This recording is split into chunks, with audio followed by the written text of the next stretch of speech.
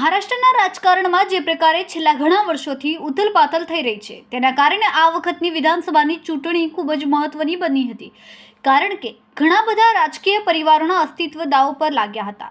જે રીતે ભારતીય જનતા પાર્ટીએ પોતાની સાથે અન્ય પાર્ટીઓને રાખી હતી તેને લઈને પ્રચાર પ્રસાર પણ કરવામાં આવ્યો હતો અને આખરે તેમને સફળતા પણ મળી છે।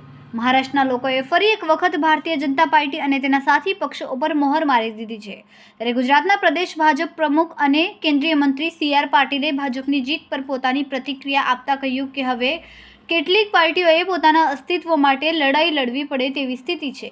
મહારાષ્ટ્રમાં જે પ્રકારે રાજકીય પરિસ્થિતિ જોવા મળી હતી, NCP અને શિવસેનાનો આતંક, આંતરિક વિખવાદ અને તેમાંથી ઊભા થયેલી લડાઈ બાદ આ વખતની મહારાષ્ટ્રની ચૂંટણી ખૂબ જ રોચક થઈ ગઈ। હવે ઠાકોર 10 સાઉન્ડ પૂરા થશે એટલે એને પછી હા જોઈ લો બીજો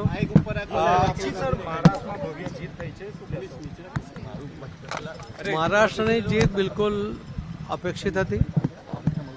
માનનીય પ્રધાનમંત્રી શ્રી નરેન્દ્ર મોદી સાહેબમાં આખા દેશને વિશ્વાસ છે, એ રીતે મહારાષ્ટ્રના મતદાર ભાઈ બહેનોને પણ વિશ્વાસ છે અને એના કારણે જે લોકો અનૈતિક જોડાણો કરતા હતા, NCP, શિવસેના અને કોંગ્રેસ, આ તો એક અનૈતિક જોડાણ છે, એવા જોડાણો કરીને પોતે સત્તા હાંસલ કરવાનો પ્રયત્ન કરતા હતા। એ બધા એમનો પનો આજે ટૂંકો પડ્યો છે, એમનો અસ્તિત્વનો સવાલ સામે આવીને ઊભો છે। તો આ વરસાદી ટોપની જેમ જે નીકળી પડતા પક્ષો જેને સત્તા હાંસલ કરવા માટેના એમના જે પ્રયત્નો એ મહારાષ્ટ્રની મતદાર ભાઈ બહેનોને પોતે એમને જવાબ આપી દીધો છે અને એમને લોકોમાં કયા પ્રકારની છાપ છે, એમણે કરેલો વિશ્વાસઘાત એ પણ લોકોએ જોયો છે અને એનું પરિણામ એ આપણી સામે છે।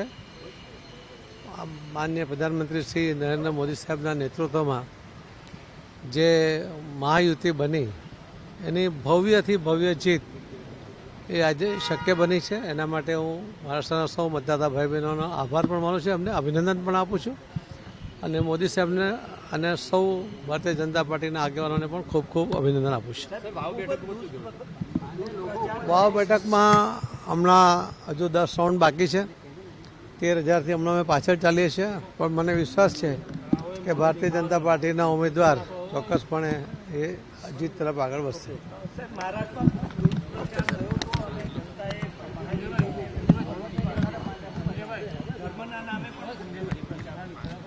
મહારાષ્ટ્રમાં ઘણા બધા મુદ્દાઓ પર પ્રચાર અપ્રચાર એ કરવાનો પ્રયત્ન કોંગ્રેસ, NCP અને ઉદ્ધવ ઠાકરેની શિવસેનાએ કર્યો, પણ છતાં એમના બધા જ પ્રયત્નો એ નિષ્ફળ ગયા છે। લોકોએ પોતાનો એમના માટેનો મત એ આજે પ્રગટ કરીને એમને એમનું સ્થાન બતાવી દીધું છે।